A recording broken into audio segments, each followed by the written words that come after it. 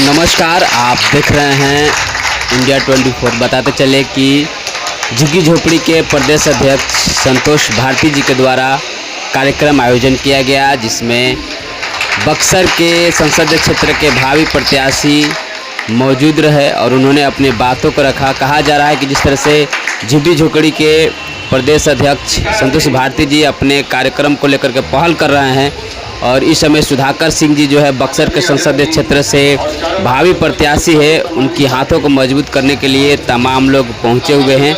और जिस तरह से सुधाकर जी का स्वागत किया गया, उसके बाद जो है संतोष भारती जी की अगुवाई में तमाम झुग्गी झोपड़ी और अन्य प्रकोष्ठ के लोग भी मौजूद रहे और कार्यक्रम को संबोधित करते हुए आइए सुनवाते हैं क्या कह रहे हैं सुधाकर जी।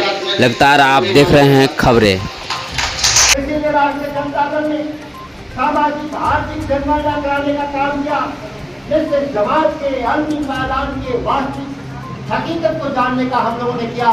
इस तरीके से बिहार के भीतर नीतीश कुमार की सरकार भूमिहीन लोगों को बस्किन पर्चा के नाम पे ठगने का जो काम किया, और यहाँ तक लोगों ने सरकारों ने कहा कि जहाँ बिहार की सरकार की जमीन नहीं है वहाँ पर हम गरीबों को जमीन खरीदने के लिए 30 में जमीन का पैसा देंगे, लेकिन वो पैसा उनके मुंह में गिरा के सवाल है 60,000 रुपए 3 डिसमिल।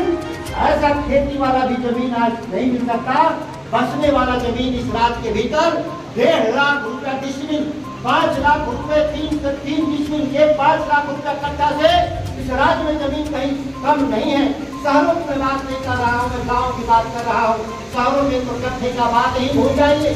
यहाँ धूल में भी पैसा, धूल में भी जमीन नहीं मिलेगा 5 लाख में। और सबसे महत्वपूर्ण बात है, जब जहाँ बक्सर की बात हो रही है, पिताजी ने जल संसाधन विभाग के नहरों के किनारे गरीब लोगों को बसने का जो छूट दिया था, सरकार उनको स्थायी बंदोबस्त नहीं किया। लेकिन इसी नहरों के किनारे मैं लगातार देख रहा हूँ कि सरकार के बिल्डिंग बनते जा रहे हैं, वहाँ उसके लिए कोई ऑब्जेक्शन नहीं सिंचाई विभाग को।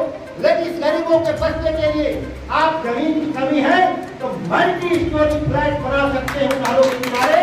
क्या करने का बना दीजिएगा, 1 फीट की जमीन में 4 आदमी भी बच सकता। अमीर लोग भी आजकल फ्लैटों में रहते हैं तो गरीब आदमी भी फ्लैटों में रह जाएगा। लड़ाई जमीन की नहीं, जब सब लड़ाई जो गरीबों का है, बचने की लड़ाई है। शहरी आधुनिकीकरण के नाम पर गरीबों को उजाड़ने का जो षड्यंत्र इस देश की सरकार ने शुरू किया है, अतिक्रमण हटाने के नाम पर पोखरा तालाब आहर पानी के किनारे बसे हुए समाज के लोग दोषी नहीं है। सरकार में साझे हुए सत्ता के वो भी लोग दोषी है कि समाज के अंतिम मैदान के लोगों को आज तक बस्किन पर्चा देने का सरकार ने काम नहीं किया। अगर कहीं बस्किन पर्चा देने की अड़चन है कानूनी, तो कानून बदलने का अधिकार भी पार्लियामेंट के भीतर होता है। पार्लियामेंट की सर्वोच्चता को अगर कोई चुनौती दे रहा है तो भारत के संविधान में 9वीं सूची में प्रावधान है कि कोई कानून बनाकर हम 9वीं सूची में उस कानून को हटा देंगे तो वह न्यायिक समीक्षा के दायरे से बाहर हो जाएगा। एक नया धारा चला है देश में। इस देश में कानून को चुनौती देने वाले लोग जब गरीबों के पक्ष में कानून बना